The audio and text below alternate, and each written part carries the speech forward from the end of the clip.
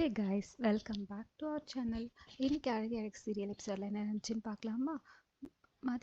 மலர்கிட்ட பேசிட்டு இருப்பா, நீங்கள் எப்போ எழுந்திரிச்சிங்கன்னு சொல்லிட்டு மலர் சொல்லுவான், நான் அதெல்லாம் வண்டி 4 மணிக்கே எழுந்திரிச்சிருச்சு, அப்போ எழுந்திரிச்சாதான் எல்லாருக்கும் பேக் பண்ணி எல்லா வேலையும் முடிச்சுட்டு கடைசியாக தான் நம்ம சாப்பிடணும்னு சொன்னோடனே மதிக்கு அவங்க மாமனார் சொன்னதெல்லாம் ஞாபகம் வரும். நீங்கள் உங்கள் வீட்டில் இருக்க மாதிரிலாம் இருக்க முடியாது, இந்த வீட்டுக்குன்னு சட்டத்திட்டங்கள்லாம் இருக்குன்னு சொன்னதெல்லாம் ஞாபகம் வந்துட்டு அவளுக்கு ஒரு மாதிரி ஆகிடும்.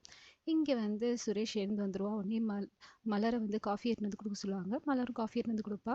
உடனே மதி வந்து எல்லாருக்கிட்டையும் பேசுவா, நான் எங்கள் அப்பாவை பார்க்க போகணுன்னு சொல்லிட்டு. அவங்க வந்து இல்லை, இன்னைக்கு எங்கள் ஆஃபீஸ்லேருந்து கல்யாணத்துக்கு வராதவங்களாம் வராங்க, எங்கேயும் போகக்கூடாதுன்னு சொல்லிடுவாரு. மதி வந்து இல்லை, நான் எங்கள் அப்பா போய் பார்க்கணுன்னு சொன்னோடனே, நீ பர்மிஷன் கேட்குறியா இல்லை போகிறேன்னு சொல்கிறியான்னு சொன்னோடனே, நான் போய் பார்க்கணும், அதுக்கு நீங்கள் அனுமதிக்கணும்னு சொல்லுவாள். உடனே சுரேஷ் அவங்க அண்ணன் மலர் எல்லாரும் சப்போர்ட் பண்ணுவாங்க, பாவம் போய் பார்த்துட்டு வரட்டும்னு சொல்லிட்டு எல்லாரும் சப்போர்ட் பண்ண உடனே அவங்க மாமனாரும் சரி போயிட்டு வா, ஆனால் சுரேஷ் நீ கூட்டிட்டு போன்னு சொல்லுவாங்க. உடனே மதி வந்து சரி நாங்கள் கிளம்புறோன்னு சொன்னோன்னே, இப்படியா போகிற, கல்யாணம் ஆன பொண்ணு இப்படி போகாத, சாரி கட்டிட்டு போன்னு சொல்லுவாங்க. இதுக்கு மதிக்கு ஒரு மாதிரியாகவும் மலர் சொல்லுவாங்க, அவங்க அலோவ் பண்ணுறதே பெரிய விஷயம், இதுக்கெல்லாம் போய் சண்டை போட்டு இருக்காது, நீ சாரி மாற்றிட்டு போன்னு சொல்லுவாங்க. சாரி மாற்றிட்டு வந்து பைக்கில் உட்காருவா. சுரேஷ் கடுன்னு இருப்பா. சாரியில் உட்காரும்போது அவன் வந்து திட்டுவான், சீக்கிரம் உட்கார சொல்லிட்டு. ஒரு வழியாக 2 பேரும் சிரின்னு கிளம்புவாங்க. அவள் சாரியில் உட்காந்துக்கிறதுல அன்கம்ஃபர்டபுளாக இருக்குன்னு சொல்லிட்டு சாரி அட்ஜஸ்ட் பண்ணுறது போது சுரேஷ் கடுப்பாய் தீட்டிடுவான், இன்னும் ஆட்டிக்கிட்டே இருக்க, இப்போ நீ உங்கள் அப்பா போய் பார்த்தே ஆகணுமா, பார்க்காம இருந்தால் தான் என்னவான்னு சொல்லிட்டு பயங்கரமாக திட்டுவா. இதனால கடுப்பாய் மதி நீங்கள் இங்கேயே வண்டியை நிறுத்துங்கன்னு சொல்லிட்டு இறங்கி ஆட்டோ பிடிச்சி போயிடுவா.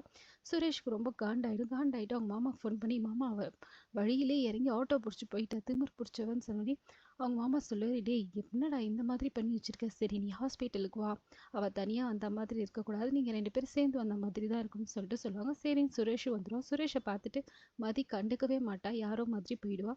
இதை பார்த்தோன்னே சுரேஷ்க்கு இன்னும் கடுப்பாகி அவங்க மாமாவுக்கு ஃபோன் பண்ணி சொல்லுவான், அம்மா இங்கே பார்த்தீங்களா, நீ சொன்னேன்னு சொல்லிட்டு தான் வந்தேன், கடைசியில் பாரு அவள் கீழேயே என்னை பார்த்துட்டா, ஆனால் பார்த்துட்டு கண்டுக்காத மாதிரியே போயிட்டா, யாரோ மாதிரி போகிறா, ரொம்ப திமிர் பிடிச்சவன்னு சொன்னாங்க.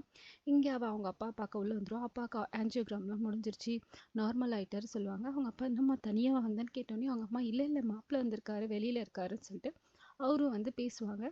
சுரேஷ் வந்து பேசவே மாட்டான். அவங்க மாமா தான் போய் போடா போய் பேசுன்னு சொன்னோடனே அவனும் எப்படி இருக்கீங்கன்னு சொல்லிட்டு ஃபார்மாலிட்டிக்கு பேசுவான். உடனே அவங்க மாமா, இவங்களுக்கு விருந்து நிறைய கமிட்மெண்ட் இருக்குது, உங்களை பார்க்கறதுக்காக அவன் கூப்பிட்டுட்டு வந்திருக்கான், இப்படி ஒரு மாப்பிள்ளை உங்களுக்கு கிடைச்சிருக்கான்னு சொல்லிட்டு இப்போ நான் இதெல்லாம் இதோட இன்னைக்கு எபிசோட் முடியுது. மறுபடியும் நாளைக்கு எபிசோடில் பார்க்கலாம். தேங்க்யூ.